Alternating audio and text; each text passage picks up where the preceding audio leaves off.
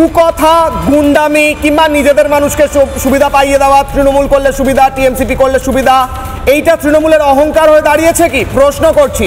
বিরোধীরাই বলছে, রাজ্যের মানুষ অনেকে এই কথা বলছেন, তৃণমূলের অহংকার হয়েছে বলে আপনারা মনে করছেন? এটা কি আপনাদের অভিযোগ? যদি হয়ে থাকে সলিউশন কি বলুন অব্র।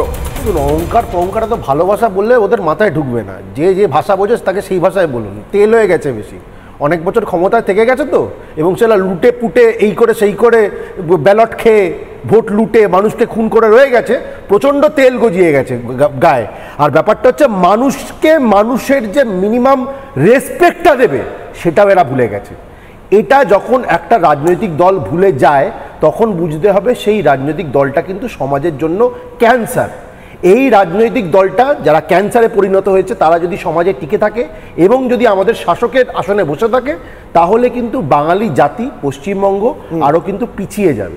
10-15 বছরে এরা এমন কি করেছে যে বাঙালি জাতির গর্ব হয়েছে।